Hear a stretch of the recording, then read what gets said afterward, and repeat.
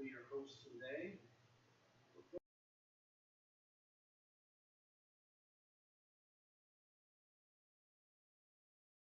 I'll begin by saying that, well, I think it's a very weird show for my taste per se. I still think it's creative. I still think that they've done a good job of bringing people in and showing a very different character in the MCU.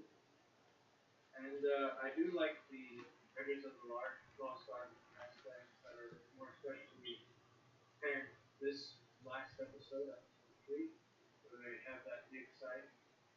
And they also have, I forget Steve, Mark's wife's name. But Layla. Yeah, she feels like Marion from Raiders of the Lost Ark a little bit there too. She has this relationship with her father that Mark also has a relationship with. And I like that we got to see Mark in full action, as well as the end with the skies turning and going back in time and all those things. So those things are pretty cool. And I just hope that as it continues, that it sticks the landing, which is something that a lot of these shows fail to do. As long as it does that, it will get a pass from me. Otherwise, I would say of all of us, I don't know that I like it the most, probably like it the least, but I still do like it. So that's pretty much all I have to say about that. Yeah, no, I like it overall. I like that it's not as connected to the rest of the MCU. And everyone talks about this, even the actor as well as the creators. I think I saw an article. Oscar Isaac was excited that it wasn't connecting with the other MCU shows and movies as much. But it still kind of connects in the way that when people see Moon Knight the first time, they're not all shocked to see a dude dressed in a costume with a mask and having ninja skills and stuff. So it's like they're in this world that already has heroes in it, and they're not reacting in a special way to that. So I thought that was cool. That it's it's in the MCU, but it's not needing to have a little cameo or a little reference to the outer universe. There was I one in really this like that. episode, but it was very small and brief. Oh, what was it? Layla mentioned, or not Layla, someone mentioned to Layla, like, oh, I figured you would have gone underground or whatever after that business in Madripoor. That was it. Simple and barely noticeable. Oh, then what is that even? Madripoor? That's the city in Falcon and the Winter Soldier where they go to they're trying to find the power broker. They're trying to find the serum and all that. That's it's like the criminal underworld city.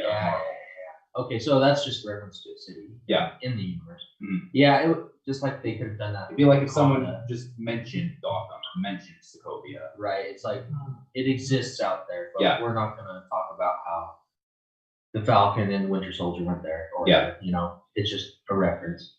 So yeah, I like that. And I think they even talk about how he's not really Avenger material, Moon Knight. And I agree with that. Like he is way too unstable to be fighting Thanos and stuff, even though I think it'd be kind of funny. So who knows what they might do in the future. But for now, I hope they kind of keep him in his own little world for these first couple seasons, or maybe movies they might do with him.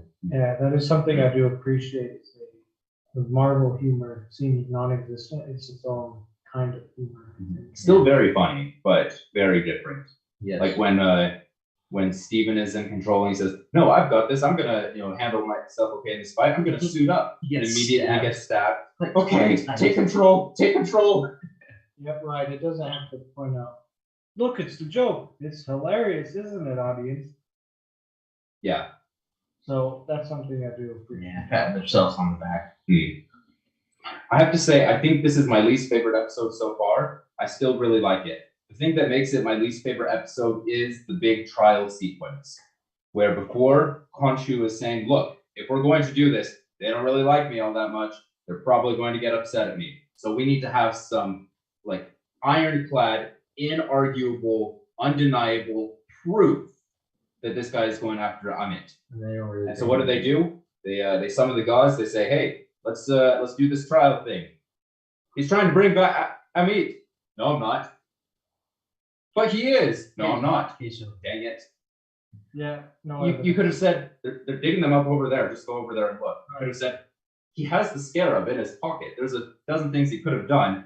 And ordinarily, I would have been annoyed, but I wouldn't have, like, okay, whatever, sure. I could have gotten over it. But the fact that Khonshu said, we're not going to do this unless we have undeniable proof, and then immediately did it without undeniable proof, that was weird. That was dumb. Or Yeah. the staff, examine his chain. Yeah. You know, something. Yeah, there's so many things they could have done, but they didn't. Oh, That that's being- true. That being said, there was a lot I liked. Like when Mark is trying to interrogate this kid, and you just hear Khonshu, this devil on his shoulder, saying, bring him to the edge. It's like, I'm not gonna do that. He's just a kid. He'll talk. Brings him to the edge. Where are they? What are they doing? Immediately cuts the tie, falls over, falls to his death. Khonshu just looking over. I really thought he'd talk. It's so dark and so funny and violent. I love it. Or the bit where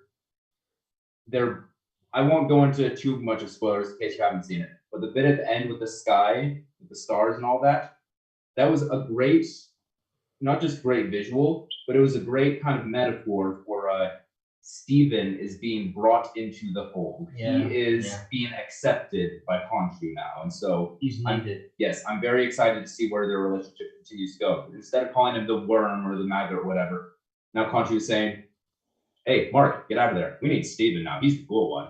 Right. He had finally had his respect because he had something that Mark doesn't. Yeah, he has something to contribute.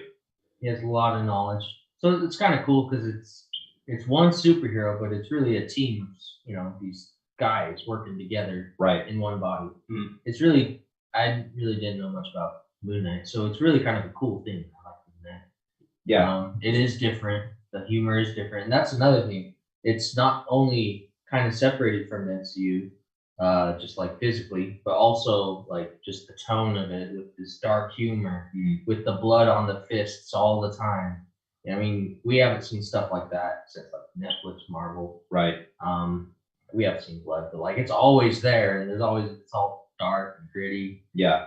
So I am. This actually kind of makes me more excited for what they're going to do with Daredevil in the future, because I'm like, they're willing to go a little bit further They can. Yeah. than Falcon and the Winter Soldier. Still not R, but they can go in that direction. Yes. Now, in the comics, Moon Knight, initially, he had all these different personalities and stuff, but they weren't actual personalities. They were just guises that he would take up. Like in Batman, how sometimes when Bruce Wayne needs to go undercover, he'll pretend to be Matches Malone. He's a 2-bit gangster who's not all really that successful, whatever. But people know 2-bit, they know Matches.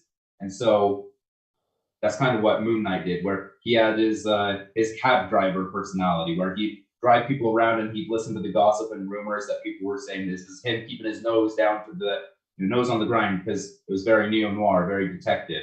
Or he'd have Steven was very different. I'm curious to see how things go with that. We're pretty sure there's at least a third personality between Steven and Mark, right? Yeah, there's gotta be one more. Because every time Mark blanks out in this episode, all of a sudden people are dead, just like when Steven was doing it. But Mark's saying, why'd you do that, Steven? Steven's saying, I didn't do that. So is Steven lying? Is Steven saying, oh, this was just me, Jar Jar Binksing it up and people were dying violently as I was trying to stop them? Or is there a third dangerous person inside? I think there's a third. Robert, what are your thoughts on the episode, or if there's a third or both? I think there's a third. I enjoyed the episode, but yeah, I would say it is kind of my least favorite one. However, I know we see tons of like schizophrenic people on shows. That sounds bad to say, but Okay. I really enjoy Oscar's performance and the ability to switch so quickly. Like when they finally got to the desert to look at the stars and stuff, and she convinced him to switch over to Steven. Just that real quick switch into the different accent, different personality. I was impressed. Yeah, and not only that moment, when there was a moment where he's looking in the mirror, talking to his other self, and all in camera, you can see that Gollum effect going on, except it's the reflection there, and then when he turns and you see his face, he's someone else. So great job doing that. It's an aspect of the Hulk I really wish they explored. Hmm. Because the Hulk kind of has the same thing too. There's different versions of the Hulk, like Mhm. Mr. Fix-It and Savage Hulk and Bannerless Hulk. They've only really explored like your average Hulk and Professor Hulk. And it's, yeah, like I said, it's something I wish they had done, but I'm glad to see it being done. Obviously, it's a different thing, but it's similar enough.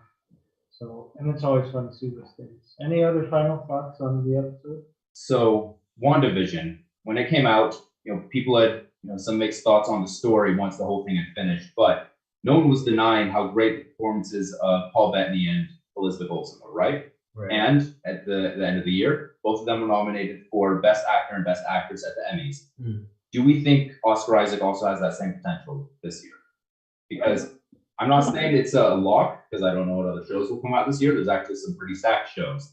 But I will say, I think he's got a good shot to be nominated. Right, and I don't Yeah, watch at a lot of least. TV, but what TV I do watch is, I'd say he's well worth the nomination. At Yeah. least. You could do it. One other thing, because this there is that kind of Fight Club element to this with the different personalities and stuff, and because we're pretty sure there's a darker, violent third personality, could it be? Not saying that it is, or not saying that I expect it is, but am I way out there when I think that it is possible the third personality could be Harrow? He's a previous, all we know about this guy is he's a previous avatar of Khonshu, and that, all of the, stuff going on with the trial or all these things, this is just, oh, I'm going to give you another perspective, or, what defense do you need to say, this whole thing is going on, unless that whole court scene is in his mind, because Arthur Harrow is also in his mind, because he's like actually in an institution, or he's actually in a tomb buried alive going crazy, something like, because that was his origins in the comics. Am I way out there thinking that Arthur Harrow could be in his head too? Which one's Arthur Harrow? Ethan Hawke, the villain. Oh. Okay. Yeah, that's who I thought you were talking about. But Because I don't think it's going to happen, but I think it could. And That'd so if be that pretty happens, I crazy. won't be surprised. that'd be a pretty crazy twist. And I think I would like it if it was done right. Hmm. That'd be kind of cool. You have to explain it to your average Marvel audience. Right, you're probably going to have to go back to a bunch of different moments where there are clues we should have seen all along, that sort of thing. Yeah, so if they, if the end goal was that, Right. then it's like fine.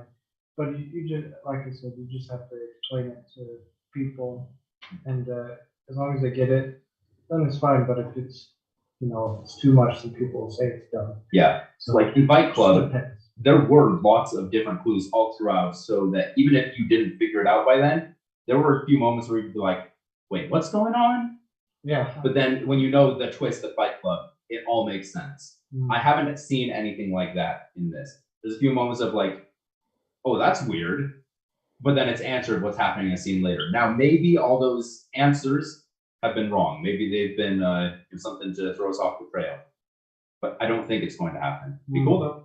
Yeah. I don't know. Yeah, I would be kind of excited if they did something like that, Mhm. because I just don't see Marvel doing something that complex. But I also Right. didn't see them doing something like this tone or this violent. So maybe they will. But I'd be excited because it means they're trying new things and Taking risks. they're not sticking to the same thing. Which I think Disney Plus is the right place to take risks. It's not the big screen. People are going to keep their subscriptions because of the Star Wars shows or whatever. So I think this is kind of the right place to take these risks, rather than the theater where they can have a big flop like, I don't know, the Eternals. like Eternals. Like Eternals had some redeemable stuff, but it didn't make a ton of money. And part of that may have been because of the risks they took that did not pay off. Mm-hmm. Yeah, Right. that's what I'm thinking. I would be excited if they did something like that. Yep. Because it really makes the audience think rather than just having a cookie cutter story where it's not too complex, not too crazy. I mean, they're kind of pushing it with the multiverse. Right. I've talked to friends that were like, "Oh, the multiverse is cool, but it's kind of confusing me now. Marvel used to be a little bit easier, Right. but now Yeah. to an average fan or average moviegoer, Mhm. it's like, okay, now wait a minute, these other Spider-Man are involved, and Loki's, all these different universe Lokis. I think that's kind of where people get confused in the comics as well. It's just It's a lot to keep track of. It's not really the greatest for casual audiences. Yeah. So I'm excited for it, but that's just because I try to keep up with it. Right. I do expect there to be a Fight Club style twist, not necessarily literally the twist from Fight Club. Yeah. But because all the critics who were given the show to watch beforehand were only given the first 4 episodes. Mhm. So I think something happens at the end of episode 4 that changes everything that we have seen before, up to that point, and changes our whole look at the show going forward. Okay. I haven't seen Fight Club. Is there like some sort of twist? Oh, Oh, yes. yeah, there's a- Oh, yes. Oh, okay. All right. Well, you got anything else to say about that, Robert? Nope. Perfect. So moving on to our main subject today, we've come to talk about our favorite comedies. Now, I don't know if these are personal favorites or anything, but I know that they're definitely on the list, just generally speaking. We had a very long list we started with. And we wanted to start with Robert with the film Nobody. Oh, I didn't realize I was starting first. Because you're the tallest. It's that order. Fair enough. So this movie, it really shocked me just how funny it is. Because it is dark, it's rated R, but it's got a lot of lighthearted stuff in it. And I think it sets the tone real well. The moment it opens up, you just see this guy at a, I almost called it an interview, an interrogation table. And he's sitting there smoking with handcuffs, bloodied up, dirty. He pulls out a can of food, cat food, opens it up, puts the cat out, pulls a little kitten out, and starts eating. You got these 2 detectives just sitting there looking at him. Who are you? Takes a quick puff. Nobody. And that's how the movie starts. It sets the tone right there. And throughout the movie, like this whole thing started, this whole event that this man went through is because his daughter thought her kitty cat bracelet was stolen. That's if that wasn't a problem, if she still had it, this never would have happened. But the whole movie happened because of the one thing in this man's life that is just his pride and joy, I guess you could say. Yeah. The only light that he has is his little girl. He just goes out and just fails to get the kitty cat bracelet. Domino effect. Russian mobster younger brother gets on a bus. Guy's already feeling violent. Beats him up. Then starts this whole fight against a mob. And I didn't realize this until like towards the end of the movie. The whole problem for this guy is he doesn't want to fight because he has an addiction to the thrill of fighting. Mm. And it's funny how he goes about it. You see him with a claymore and he's like, you can either leave my family alone or you can come after me. And we could settle this, something like that. And he's in the car crossing his fingers like, come on, take the bait, come after me. Well, because he's not saying anything. He's just. And so some people he's hoping they don't come. He's hoping they don't come. You've been paying attention? He's hoping they come. Yeah, 'cause the moment they come out, he's just, yes! And then starts going. And the music in that movie is hilarious. It fits every single moment that he's going through. Yep, every song. Mm. Yeah, go on. Oh no, I was gonna ask if you guys what your thoughts were. It wasn't my favorite movie of last year, but it may have been the best time I've had in a theater last year, even though I think I was the only one in that theater. But it was hilarious. It was violent as crap, and its style of humor was very much my humor, where it's a weird and eclectic. Like, hey, you're a Russian black guy. I've never seen that before. As the guy's bleeding out, just oh my gosh, please stop talking. Get me to a hospital. And he's telling him like, oh, here's the story. Like, this is how I came to be. Looks over, he's dead. Dang it. Yeah. It's like, I wanted to tell my story to someone, finally. Yeah, it's a funny movie. I would say that definitely the main character biggest flaw is he loves to fight too much and he loves that action. I can't remember why, but there was a point where I was like, he's kind of a bad guy. Oh, I remember now. So the Russian guys that get on the bus, he's all hoping they get on the bus because he just knows he's gonna fight them. He just knows already. He wants an excuse. And they get on the bus and they start talking to this girl and start, surrounding her, and it's like that's uncomfortable. And the part that like kind of bothered me is he was just like, they hadn't officially done anything yet. They're being douchebags. You didn't tell him like, hey, leave her alone. No, none of that. None of that. He just goes straight to kicking their butts. I'm and gonna F you up. breaking their jaws and stuff. And I'm just like, they haven't done anything worth doing that yet. I mean, He wasn't acting in self-defense. He was not protecting her. that's He was proactively protecting. that's what kind of like in a way turned me off to that. I was like, yeah, this guy's he's kind of crazy. But we kind of know these guys, the Russian guys around the girl, were gonna do something, but he's kind of serving justice before the crime is committed, or is being committed. So I thought that was kind of funny. But throughout it, I did appreciate the same sort of humor Jed did. With the just kind of darker humor or just like matter of fact, like, oh, you're a black Russian guy. How's that even possible? It's just funny humor. So I liked it overall, but I was like, the main guy is kind of loose cannon. There was a great Avatar: The Last Airbender episode that's called The Ember Island Players, and it's basically the creators doing a self-parody of Avatar and mocking some of their story beats and the characters and all that.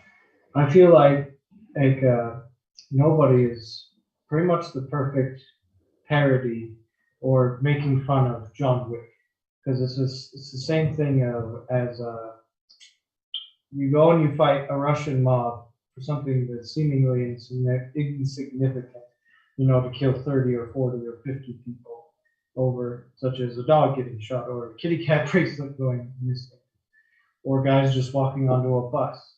And I think that I say parodies only in the sense of the comedic and the similarities in story. Yeah. And it follows those beats, and it's a way funnier film than John Wick is. It's one of those few films where it's like, wow, the action is great, the comedy is great. I had a really fun time with the film, because once you understand that this guy, he just wants to hit something, because he has this montage getting up, running, doing his pull-ups, going to work, forgetting to get the trash out on time, and all these things, And he used to be a man of action, so it's very much the midlife crisis thing of somebody who, who comes from a profession where young men die early and old men, if you survive, I forget how the phrase goes. It's like young men die early and old men. Which they had. I don't know. No, I can't. Like young men die too early and old men die too late. No, it's a profession where men die young, and anyone who survives is like super elite, I guess, super competent. Like Red. Yeah, if you're still alive in a profession where people die young. Yeah. I think that's something along the phrase. Anyway, it's a perfect parody. It's got great action.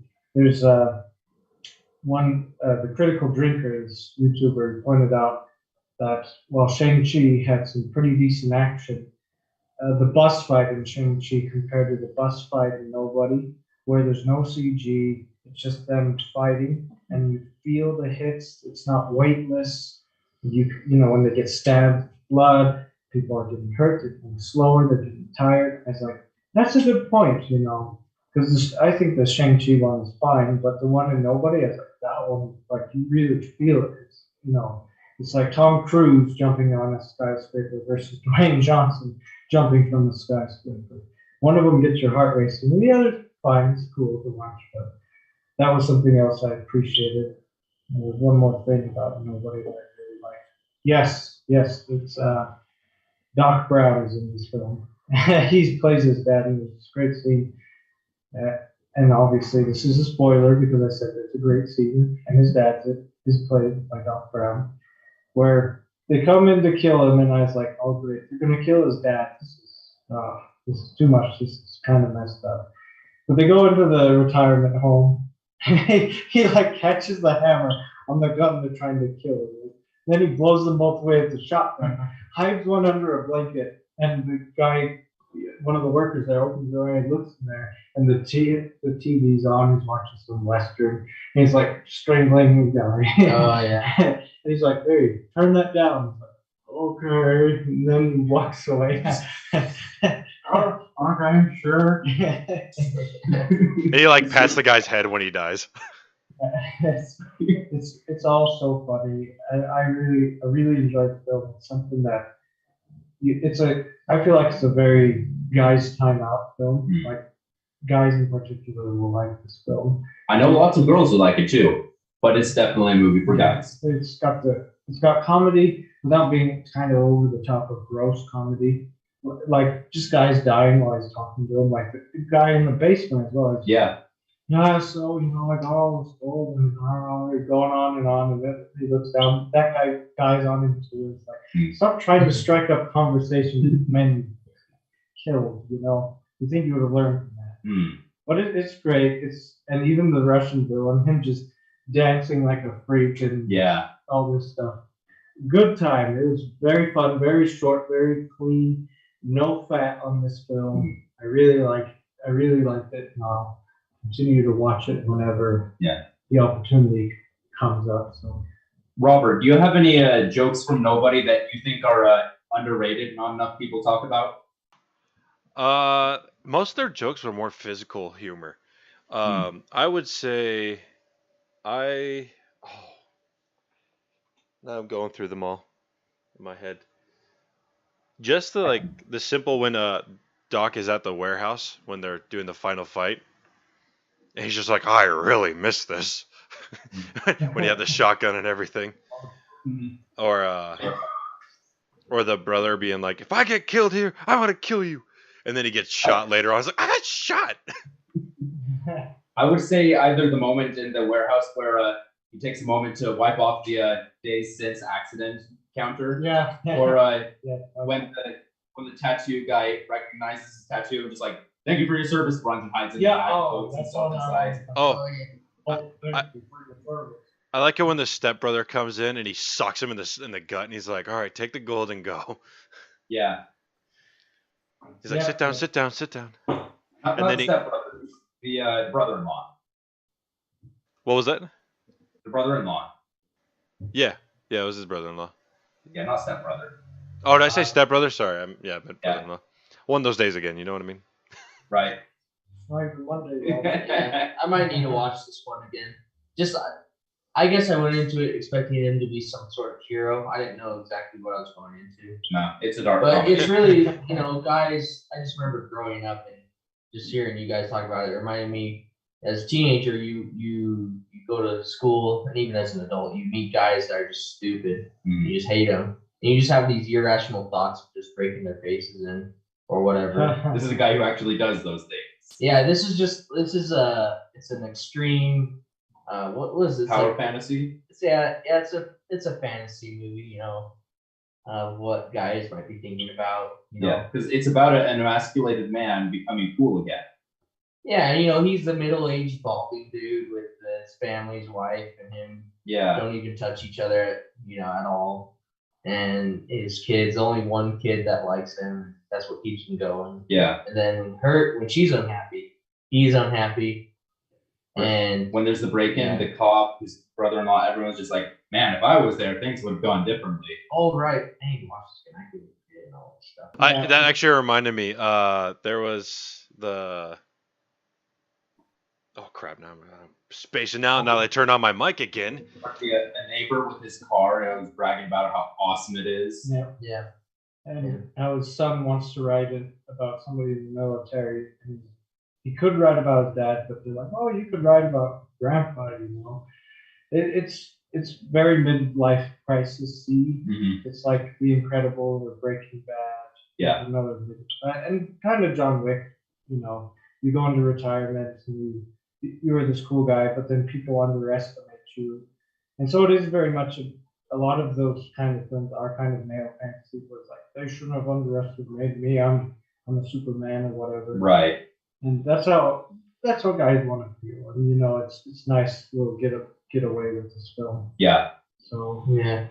Well, and it's nice that he recognizes that he's kind of a sociopath. Right. You know, because he doesn't want to hurt the guy during the robbery. 'Cause Uh-huh. he knows if he does, he's gonna fall back into that killing spree. Yeah. Which he does when his daughter is affected. When he finds out they stole her kitty cat watch. Yeah. Remind me, did they actually steal it, or was it just No, lost no, somewhere? Remember It when was he underneath said- the couch. Yeah. Oh no. all this was for nothing. yeah, Bob Odenkirk, the main character, you know, that actor, he's one of my favorite actors. I think he's one of the comedians that deserves another look because he's a great actor as well as a great comedian. And he's very much parodied. I think they're parodying in him specifically in his acting. They're just parodying that cliche of, oh, I have this dark past, but I have a family and I can't go back into that life. And it's just so stupid. Because, where's the goddamn kitty cat person? And then he says they have a kitty runs outside over dramatically, like punching Yeah. the brick wall. It's like this is over the top hammy on purpose Uh-huh. because they're making fun of those things. Yeah. So just this film's really good. Highly recommend it. Mm. I haven't seen it. Very never underestimate it. Very Yeah. cool. And he actually fits the bill. Like if it's Vin Diesel sitting around in a tight shirt with massive biceps and people are underestimating him or emasculating him, it's like, why? Yeah. But then when it's like Bob Odenkirk, he looks like the average schlub who is in pretty good shape, but he's no Vin Diesel. And he's in his 50s, but he fits the bill of an actual, schlubby, average guy look. He looks like a guy who actually would be an intelligence. And would also be underestimated in the real world by people who don't know anything. Yeah. So it fits really well. It's very funny, good action. I highly recommend. VidAngel, if you. Yep, it's on VidAngel. Yep. We demanded So- it and they gave it to us. Yeah. So Jed, I actually remembered a few jokes. And, I actually had to write it down so I didn't forget it. The tattoo shop when he goes in, and then they're like he's trying to get information on the girl who they may have taken his daughter's bracelet, and he talks about like this whole rant about wishing someone would take the money so he can actually fight them. And the old guy sees this tattoo. He's like, "Thank you for your service." Walks around, he locks the door up and everything. So, yeah, I figured I'd share it now before I forget because I will. Yeah, that is a great joke. Do any of us have any other thoughts on Nobody? No, I'm good. Nobody has any. Yeah, go watch it. If you want to watch it on VidAngel, it's available there, so take a look. All right, this next one is You. yeah, it's I don't know if it's my favorite comedy of all time, but I can't think of any movie that I think is funnier.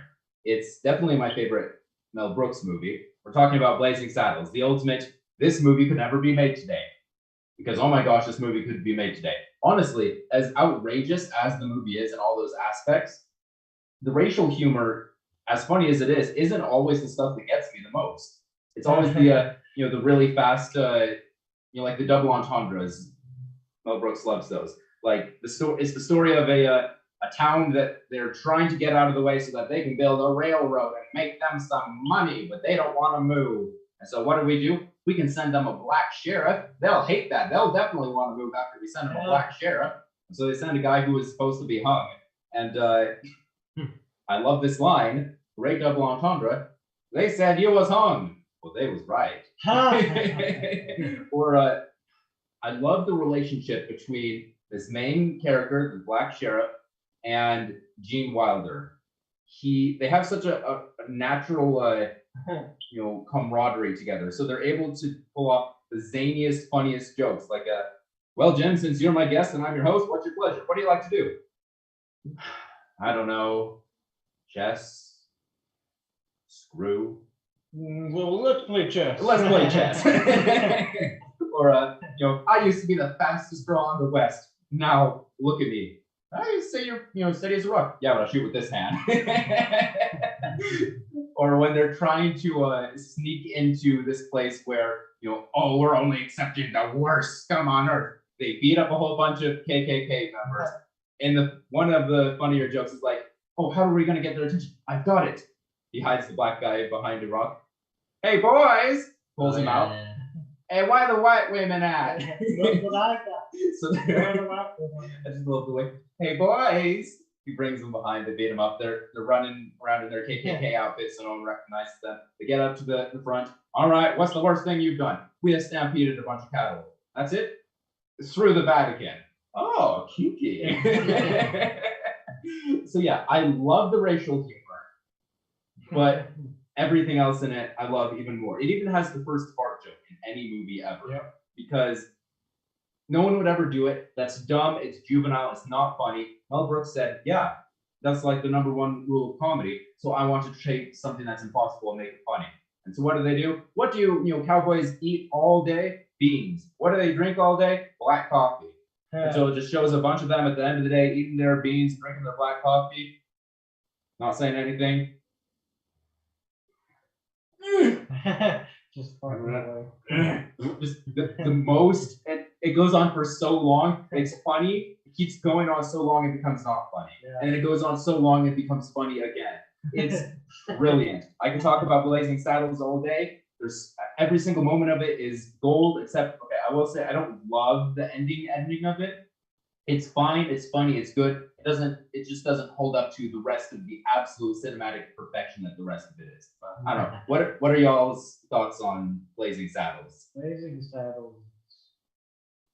I one of the reasons I like it is the racial humor because it takes power out of, say, the N-word, for instance. Yeah. It's like, it's not a big deal anymore. Whereas if the N-word is used nowadays in film, it will be within the black community, people just saying it to each other like it means nothing. But then you got the occasional film, let's say a slave film, for instance, and the white master is saying the N-word, and it's like, oh my goodness, It makes them look evil, terrible. Whereas this film, it's like, it's just You guys are morons. it's stupid. Everyone who's using this word, whether it's the main character to get out of the situation, Yeah. or the gets it, it takes the power out of the word. When he's introducing himself around the town. Yeah. What a lovely morning it is. Sheriff is on. What do you say? The sheriff's near. No, God damn it, the sheriff's on. So it takes the power out of it and says, if you use this word to be insulting, you're a moron. If you say this word to refer to yourself, you're a moron. Because it's a moronic word to use. Nobody should be using it, and if everybody uses it, then it will have zero power. Okay, and that's something I really appreciate about the genius of this film and of Mel Brooks. It takes something that can be detrimental to people and to society, but he says, hey, it doesn't have to be. You just have to choose how you look at it. And I look at it as, if you use it for either of those two reasons, you're a moron. And everyone who does use it for those reasons in the film, they're morons.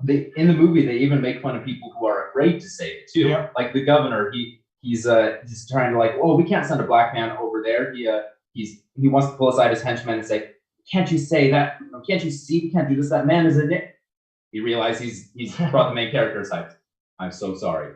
Brings him back, grabs his henchman, pulls him aside. Can't you see that man is a nit? No, he says Nick. That's what he says. He's not stopping himself like, oh crap, I grabbed the wrong guy. I can't say this to a black man. It's, oh sorry, I was trying to say this to someone else. Right. So yeah, there's this great joke where Gene Wilder just said to him, what did you expect when you came to this town? He's looking all sad and depressed. Did you expect them to say, hello, welcome, marry my mother? These are simple country people, the salt of the earth. Moron.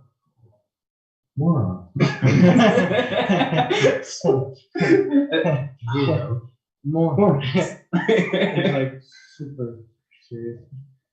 So to the And like nth, know. you can't be upset in a situation like that. You have your good friend who's there, like not just to lift you up, but say, listen, not all white people are like that, but anyone who is like that, white person, black person, whatever, they're morons. You're a moron. They're not morons because they say that. They say that because they're morons. Yeah, and that's exactly right. So, Yeah, I haven't actually seen this movie, but I've seen a lot of these jokes on YouTube. They showed me.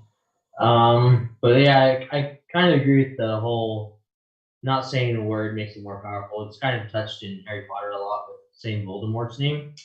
If you don't say his name, then you kind of agree with the sentiment that he is dangerous and he's powerful, and it's just saying his name, and, you know, it just brings more fear into your life. So, I mean, obviously, I'm not going to start saying the N word or anything like that. right, nobody said Voldemort for the sake of saying Voldemort. They said it in context. And the same thing can be said for the N-word. I think if you say it in context, it's like, who cares? Like if I'm reading Huck Finn and I'm reading it out loud, I'm gonna say it. Right? And If I see a black guy and I don't like him, no chance on earth I'm saying it. right. No. I mean, that's you say it because you're being a moron in that case. Exactly. So. I mean, you need the N-word pass. Hey, you don't know that I don't have it. Yeah, well, yeah. Even if you do have it, you know, just say it without context. Right. It's like, Like, you know, there are situations where, like, you know, there was a famous example once where a guy, I don't remember who, but this rapper or singer or whatever, he brought someone from the audience on stage and they started rapping together, you know, because he knew the words of this rap. And it got to a point where she said the N-word along with it. And he stopped and like, why did you say that? It's like, you invited her on you stage wrote the to lyrics. sing the song that you wrote. And, yeah, Oh my word. that is a situation where her saying it, okay, yeah, I get it. There's context there.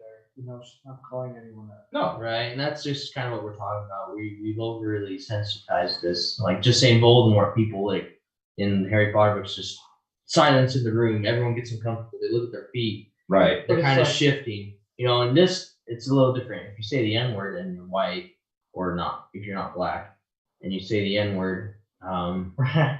it's more of an aggression. You know. This is- Which, you know, I'm not dying to say it. I'm just saying it's kind of the same thing. You know, we've given so much power to a word that it's kind of overblown.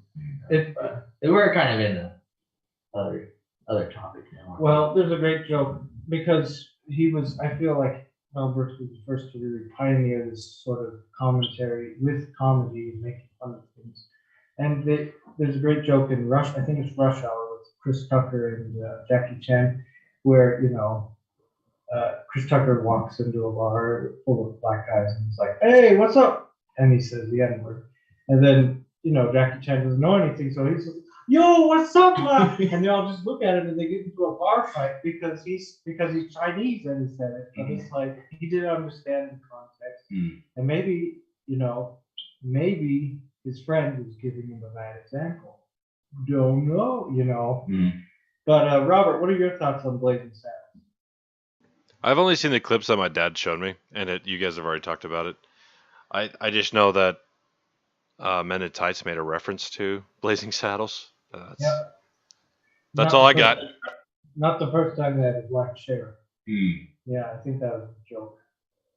But trying to think of anything else for Blazing Saddles. And it's not just black versus white relationships, you know. Mm. I think it covers a lot of other things, just hate groups in general, with the whole line of the scum of the earth, from the Nazis to the KKK. And there's Mm. another joke, I can't remember who else in that line. Yeah. It's like bikers. Right.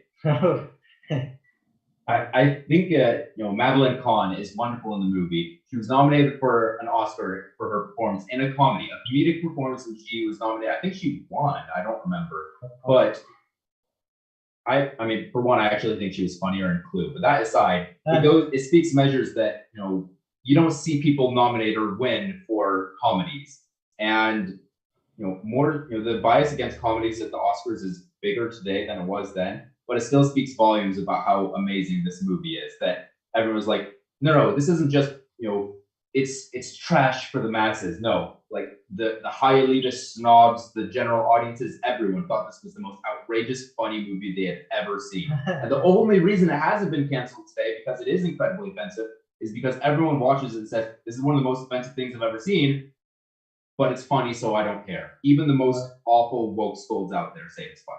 Yep. It's difficult to argue.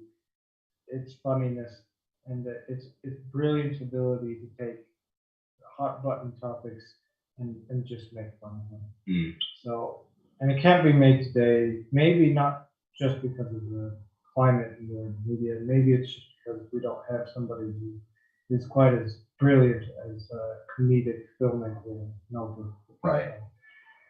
But if you want something similar, go for Tropic Thunder. So, I almost spoke about that one. I do love it. yeah, it's What do you mean, you people? yeah, What do you mean, you people? what do you? Never interrupt a man who's trying to eat his jelly beans.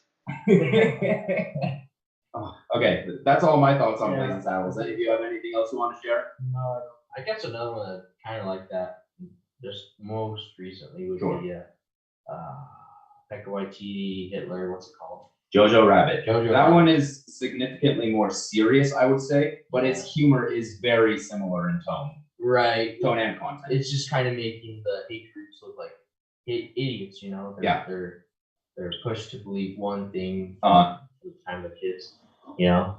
But it also kind of like makes you feel for, because in a way, Jojo Rabbit, the main kid, in a way, he's kind of a victim to, I hate to say that word, but he's kind of a victim to the society around him that's telling him to believe a certain way, telling him Yeah. to hate people that he doesn't even know, right. you know? So in a way, it still kind of plays both sides because he's just a kid. He doesn't know what's going on.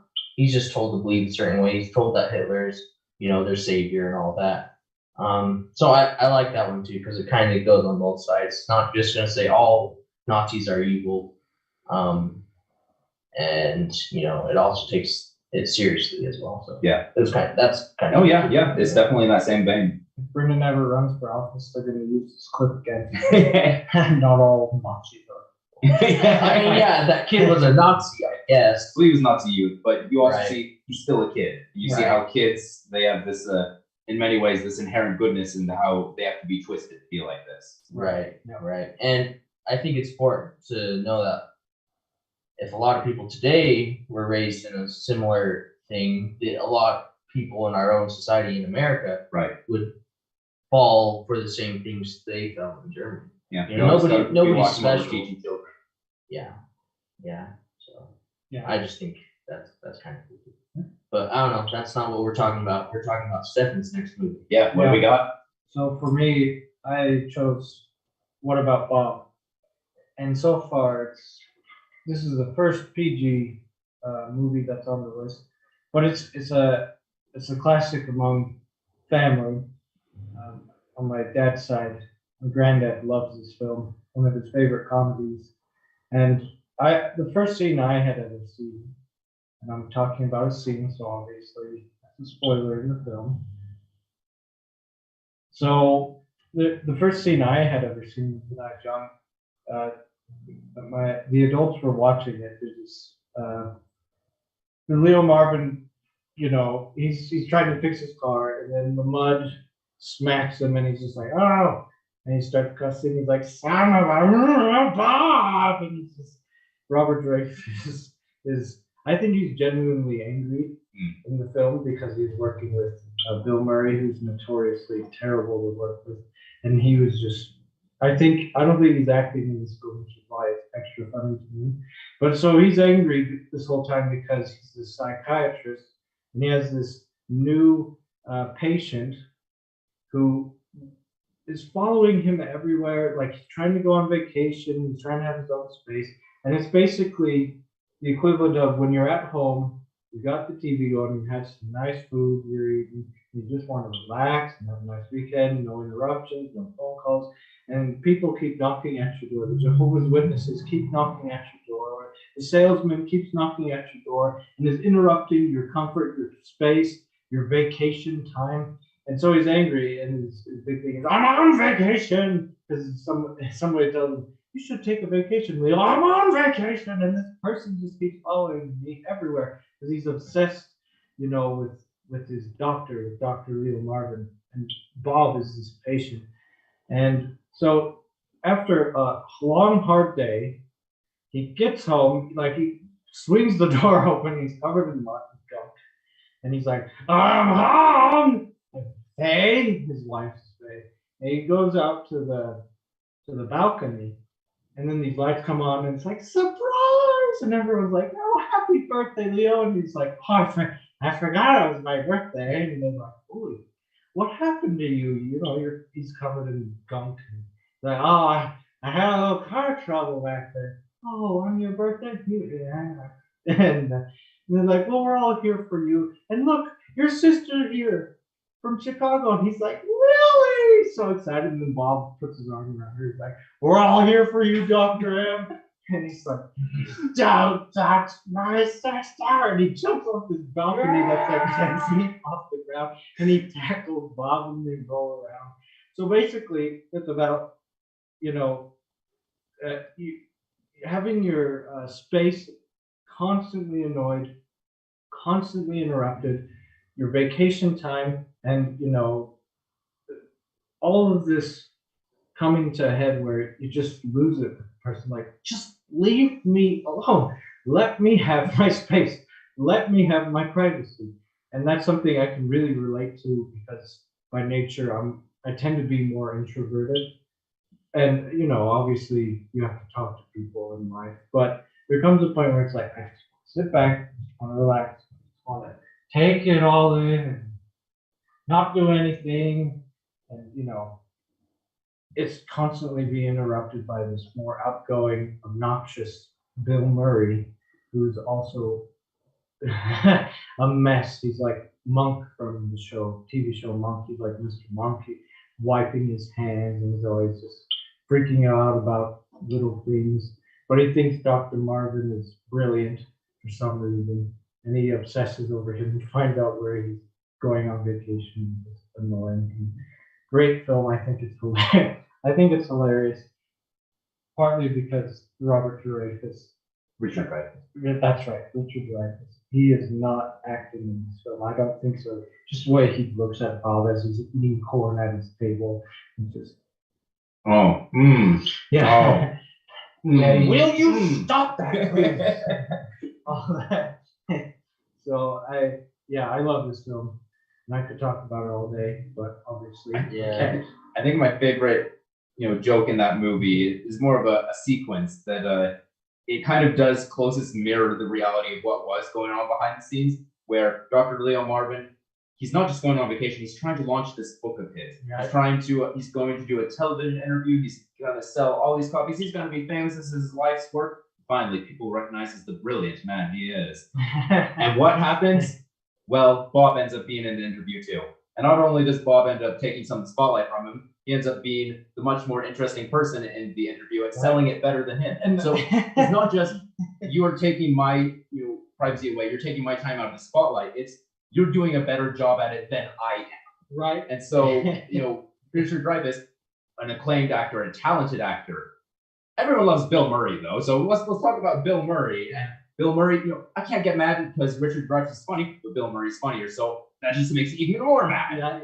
And just like they literally take Bob and put him in the seat, and you can see the camera panning away from Richard, from Leo Marvin, and going to Bob.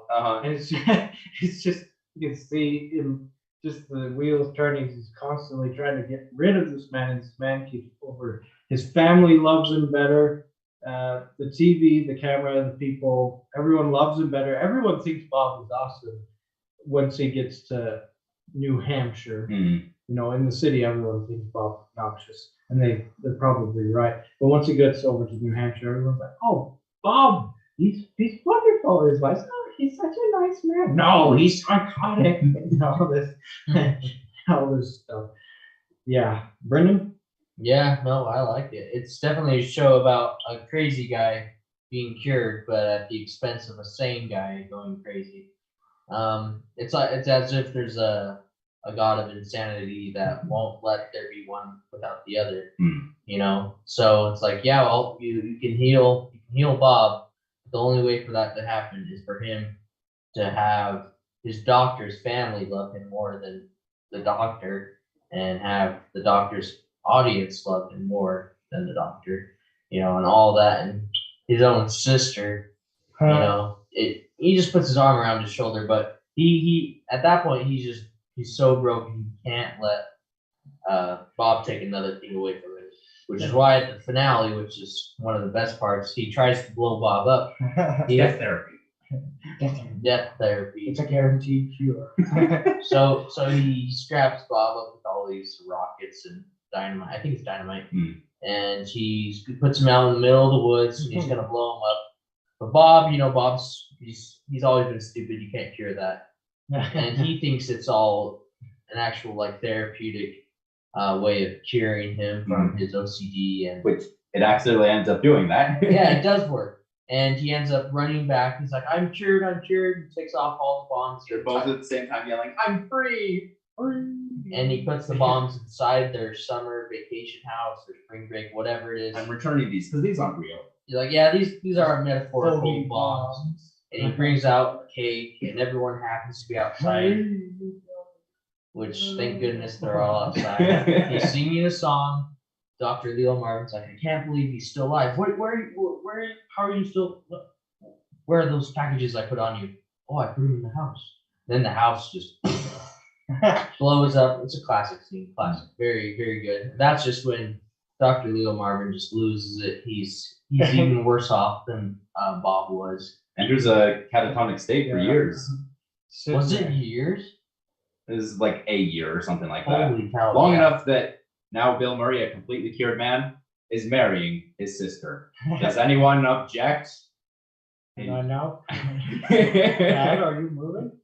Right. I now pronounce you man and wife. Right. And I think that was to get him to wake up from his state. Because I think they finally realized what was driving him crazy. Bill was kind of taking away his life. Do you think they staged a wedding just to fix him? I think so, because then when they That's said, actually an interesting take. I hadn't thought of that's what I always thought. Because when they He and said, his does sister anyone, were interested in each other. well, when they said, does anyone object, they kind of looked behind them, like to look at him to see if he's going to react. So I always thought it was staged because of that. No, that, Yeah. Huh. I don't know. I thought That's an interesting take. no, that makes it even funnier. Yeah. They're just torturing. Well, they're just trying to make him wake up. That's Right. Right. Robert, have you seen one about Bob? I have. I actually watched it with you guys. Oh yeah, that's Very nice. right. All I gotta say is baby steps, and Yeah, that's yeah. I feel good. I feel I great. feel good.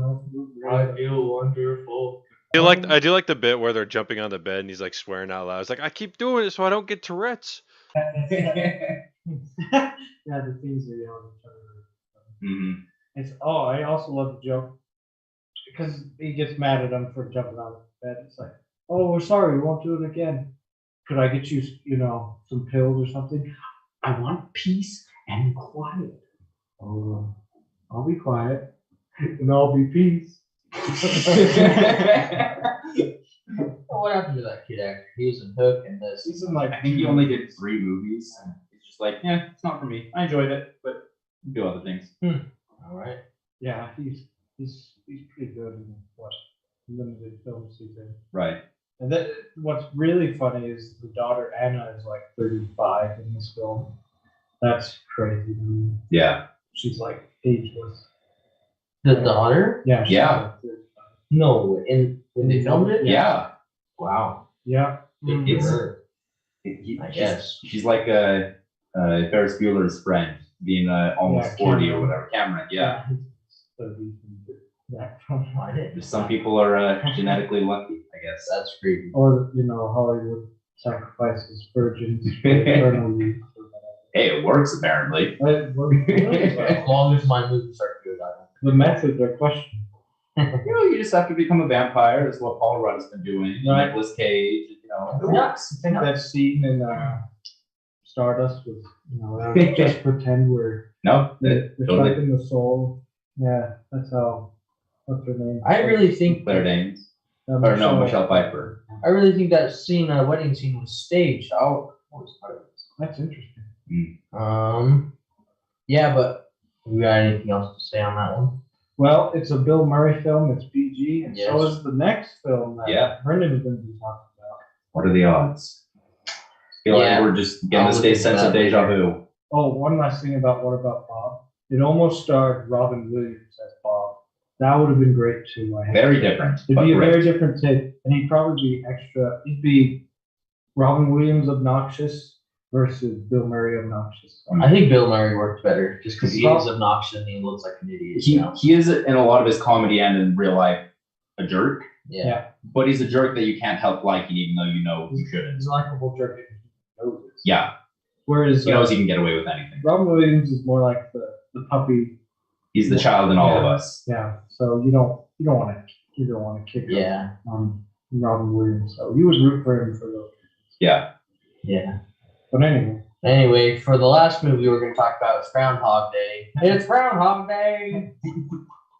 Yeah. Exactly. So for this movie, it's perfect because it's, I don't know if it's the first one, but it's the first one I know about that where it's a repeating day and it's about a man, you know, trying to do his best from being a complete jerk and, you know, just getting through the bare minimum of life, not making the best of himself, to a man who, you know, gives up on life and he kills himself over and over and over again. If you don't know the premise, Groundhog Day is based on Groundhog Day, the whole movie, because Groundhog Day repeats itself every single day. And the only one that recognizes this is Bill Murray's character, and he's a weatherman, and he's just miserable, you know, middle-aged guy that doesn't care about anyone except himself. And by the end of the movie, he goes from that to a man who kills himself because there's no purpose in life, to a man that helps other people, and he's like, there's more to life than just me, you know, and to a man who makes the best of himself and the best of helping others. And it's actually a pretty meaningful message. But I always thought it was weird as a kid that he kind of got out of the time loop because after he sleeps with the one lady, that's kind of when the time loop breaks. Does he sleep with her? They just spend the night They together. sleep in the same bed. They spend the night together. So I always thought that was weird as a kid. Like, so to break the curse, she had to sleep in the same bed as him. Well, You know, I was like, that's weird. But I think it's more than that. That was just part of it. right. I think, you know, let's say, for instance, God is doing this. Right. Or- Because they never explain it, and Right. I think it's good thing they don't. Yeah. That's not what the movie's So, about. yeah, whatever force is behind this, it won't stop, in my opinion, until he's learned to totally change as a human being. Mhm. Because he does sleep with her in the bed when he reveals that he has this godlike ability to know what's going to happen before it happens, Mhm. and it still keeps going.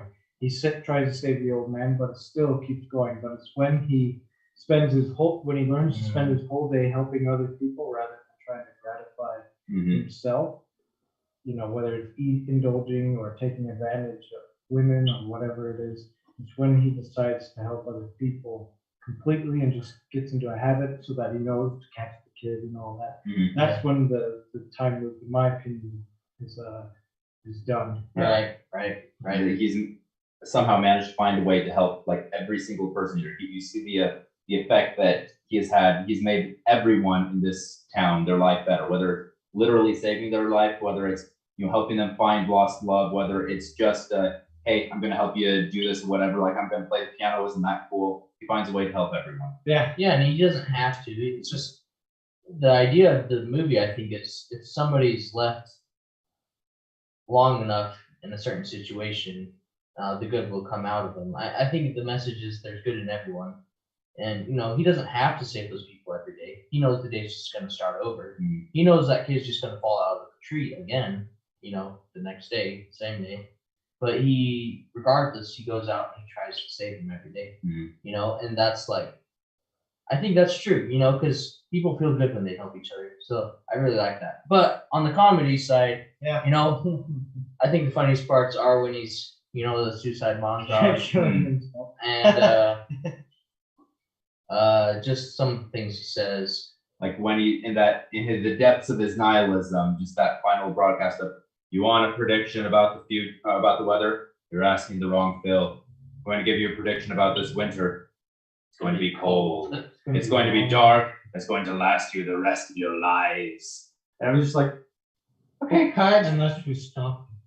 We've got to stop. Kidnaps the groundhog, drives off into into the pit. Into the quarry. Yeah, the Yeah. quarry. That's Yeah, it's kind of the same thing with like Home Alone. You know, the kid starts out, This is fun. I can do whatever I want. yeah, eating sweets, having ice cream, staying up late, watching rated R movies as a boy. Mhm. All this stuff I've always wanted to do. That's what Bill Murray is like. I can do whatever I I want. can eat anything and not gain weight. I can do anything to sleep with all the women in this town. I can smoke if I want. But in the end, he's like, this isn't gratifying. Mhm. You know, this isn't satisfactory. What's the word? This isn't fulfilling to my Yeah. life. This is a dry life. I don't have any purpose. And he does do that bad stuff for a while, but eventually he does stick to good stuff. Mm. And even the most annoying guy in the town, Ned, Bill. Oh, that's right. It's me, Ned. Ned Ryerson. When he punches him, that's the fun. That's Phil Connors. Ned. So like, just how he's a jerk at the beginning of the film. They're like, "You want to eat out with us?" Oh no, thanks. I've seen Larry. Yeah, he's just like a complete jerk. But you just realize that's an empty life. What's everyone's favorite suicide scene? Oh, for him? the first one, I think, where Yeah. he drives off the cliff. Because it's not just the dramatic build up to when he drives off. The moment that gets it for me is when it crashes at the bottom. Well, maybe he could boom. He'll be okay. I think he'll be okay. Not Yeah, now. maybe not. Yeah. I actually really love after that stepping in front of the car, Mm. the toaster in the back. Yeah, and just everyone in the hotel's reactions. I love the one where he pulls a Batman. Yeah. Comes out like this, and it plays that dramatic music, and we're literally watching Bill Murray jumping off a building head first toward the pavement, and they show him in the morning. He's like, and then Larry's like, he's a great guy. He's a really, really great guy. I really liked it. It had such an obvious impact on movies like Happy Death Day. Not just, oh, I'm stuck in a time loop, but we would never have that montage in Happy Death Day if it weren't for this movie. We're like, oh, I'm just going on a jog. Ooh, look, a wood chipper. Gonna jog into that. Or I'm going skydiving, flipping off everyone as I'm hitting the ground. Yep. You'd never have that joyful nihilism were it not for this movie. Right, it's true. Robert? I liked him driving off the cliff and then telling the gopher, "Don't drive angry," because I am the kind of guy who drives angry, and I appreciate it. and he's in a red truck, too. So. Yeah. Don't- I am in Bill Murray. I'm Bill Murray. You're the gopher. And the only way to break this curse is to sleep with a woman. Count me in. That's what I thought as a kid. I was confused, but it's Right. a lot more than that. Well, I mean, women they fall asleep for eternity, and then they wake up by a true love's kiss. Men get stuck in a time loop, and we have to sleep with someone in order to get out of it. I'm glad that eventually he did get out of it. They toyed with the idea of him never being free, just being stuck there for all eternity. Eventually, he stops trying to help people, and he just spends every day forever just meditating like some Zen Buddhist monk. That's just. I mean, for one, it's weird and doesn't have any buildup. It comes out of nowhere, but it's not fulfilling or funny, which this movie is both. Right. I mean, can you and- imagine a credit roll on that? Everyone's just like, what Right? the heck? Yeah, what if the credits just rewinds the film? Like they should have released a sequel to this, but have the sequel just be the same movie. Oh, I love that they did some car company did a commercial where they had Bill as Phil, his brother who's the mayor in that film, as well as Ned. They all just come back together, and he gets away by stealing his truck, but he's just like, Bill, and he's like, oh no, not you again. Oh yeah, he wakes up. Put your little hand in my no. No, that would that would be funny. But it was funny, I should say. Mhm. But any other thoughts on Groundhog Day? I think it's hilarious. Mm. I think we got it. Yeah, I've been looking at these. We have a pretty good mixture of, if you want something funny, we got it for you. But if you want some action, watch Nobody. If you want something meaningful, we got Groundhog Day. We got lots of variety in here. Goes to show that honestly, comedy, there's no one right way to do comedy. You can do anything and everything. You can break any rule. You can follow any formula. So long as at the end of the day you're funny. Yeah. That's all that matters. Yeah, and a lot of, if you want really good comedy, have a heart. Mm. If it's just mindless stupidness the whole time, there is an audience for that. But the comedies that reach out to me are the ones that have some heart in it. Like they're funny, but they still have heart. Like Shrek wouldn't be as good if there wasn't that idea that you need to reach out to somebody. People deserve, good people and people who strive for love, Right. deserve the chance to have that reciprocated back to them. Mhm. And the romance side, and basically the character of Shrek sells that film really well, as Mhm. do the jokes, and they land pretty well. But it's that mixture of heart and comedy that really gets it for me, because if it's just stupidness, that can be enjoyed, but I tend to lean more towards stuff that has heart. I've always been of the opinion that comedies and horror movies, they don't have to be particularly good stories. They don't have to have particularly good characters or any of these things that you should have for most movies, so long as they're funny or they're scary or whatever it is. Yeah. That being said, the best ones will still have all of those things. Yep. Like I almost spoke about 21 Jump Street, and a terribly funny movie with lots of rule breaking, lots of taboos, but it also has like, hey, we're going to care about the relationship between these characters. We want to build a story. We want to have twists. It's everything in it is meaningful. Right. Yeah. Meaningful, I think. Yeah. And that's one director who is very good at that. It's Taika Waititi. When he does his comedies, they aren't just stupid stuff or whatever, just Mhm. jokes. They have some heart and some deep stuff and some kind of harder stuff. It's like, really, you're going to talk about children in foster care being abused or possibly killed, Mhm. and things like that, like in Hunt for the Wilder People. He doesn't show it; they just address it. And It's like, oh wow, the comedy feels real because it has These are real people. these are real people that go through real stuff, and even the over the top people, you're like, yep, there are people who are like that for themselves. Mm. So yeah, so I just wanted to say that Yeah. comedies need heart I'm if you want them to be enjoyed. Yeah, I'm surprised we didn't get any Taika Waititi's now. I'm thinking about them all. I almost talked about What We Do in the Shadows. Ah, It's I'm sure wonderful. it's It's they say drama is easy or dying is easy. There's a few different versions of the same, but drama is easy, comedy is hard. And honestly, it just it makes me really grateful. You look at all the long list of comedies we've had. Granted, it was a long list of comedies over the course of many, many years. But just the fact that we've had all these opportunities to laugh, it's we live a good life.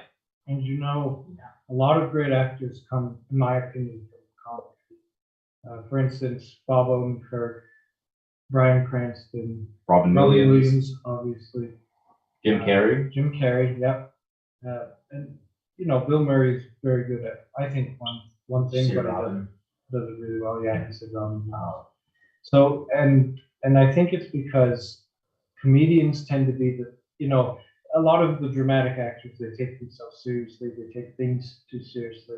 Whereas the comedians, He can also be he can be funny, but can be, but He wouldn't sing the song from Newsies.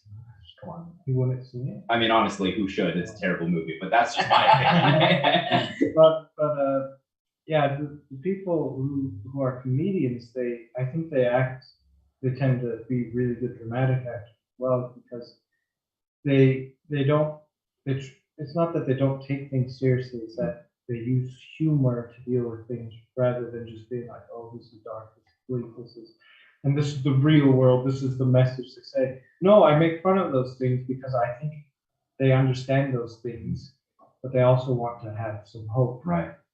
Yeah, I think the greatest example of that is actually not Robin Williams, as great as he was. I think the greatest example of that is Tom Hanks, because he started his career as a funny man that no one Yeah. could take seriously, and now he's one of the most celebrated actors alive. Right. But you always watch his stuff, and even if he's not trying to make you funny, you still feel that hint of warmth in him, which Right. is key to so much of his success. Yeah, and the roles he plays, like playing Walt Disney, you gotta have a little bit of warmth. Or even Saving Private Ryan, where there's all this death and serious depression, is you see that one bit of him that's holding out for hope. Even Woody. Even Woody. And he's very funny, Oh, yeah. Whether it's Woody, but if you want a film where it's really funny, watch A League of Their Own. That's a Oh, hilarious yeah. film. For Joe versus the Volcano. Yeah, he's very funny in these films. League of Their Own, we should talk about that. Yeah. Yeah, There's a lot of good comedies out there. and yes, so yeah, comedies, sometimes they're kind of treated as the side film, or Light, whatever. fluffy fare. But they can be brilliant, and they can bring out brilliant actors, and they're enjoyable, they're fun, and sometimes they can even be deep. One film we didn't talk about today was Mrs. Doubtfire, but to me that's one of my favorite comedies, because it does deal with those issues. It does have that heart, but it's also really, really fun. So, not the happiest ending, but it's like not all of them are storybook endings. And as far as story goes, considering everything, it ends probably as well as it could. So, any other thoughts on comedies or comedians or anything like that? I know. Robert? I do not. I have a low IQ, so I find things pretty funny. I'm sorry, Jed. I think I cut you off. No, I was just gonna say life wouldn't be the same without him. Let's laugh. Right. Laugh instead of cry. Laughing's a lot more fun. Yeah. All right. Well, thank you all very much for joining us today, hearing our review of episode 3 of Moonlight, and going over some of our favorite comedies. If you want us to do this again, there's so many comedies. Whenever somebody asks me what's your favorite film, I say, give me a genre. Comedy is a tough one for me. I don't know that I have a favorite comedy. I have many comedies that I really, really enjoy. If you want to see us cover this topic again, we'd certainly be happy to, since there's so many. Otherwise, please like, share, subscribe, give us a comment, give us some feedback. What's your favorite comedy? Yeah, that as well. And what's your favorite comedy on this list? Have you seen What About Bob? What do you guys think of these films? Robert, where else can they find us? You can find us on Twitter @ofcinematics. Go check us out there. And then I'm going to go ahead and do a plug for Aaron, since Aaron's not here. You can check out his stuff on Webtoons, Pretzels, or on Facebook as Our Family Ghouls. Our Family Ghouls. And I don't think there's anything else. We will be Toonlight. probably having some more pictures on our Instagram here soon, so you can also find us on Instagram at The World of Cinematics. And We're going to have a surprise Something. again next week. It's not a surprise to us, but it might be a surprise to you guys. right, a face reveal, maybe, even though you've already seen it. It'll be a new face reveal. Yes. I'm not hinting at anything. All right. With that being the case, we'll let you see what that surprise is next week. So we're gonna sign off and see you next time. Oh shoot! Wait, no, hold on. I just remembered. Don't leave yet. You can also subscribe $4.99 a month on Anchor to help us out, and we can get new equipment to make a better show for you. So hit the links down in the description, and you can support us there. All right, there we go. Now goodbye. Goodbye.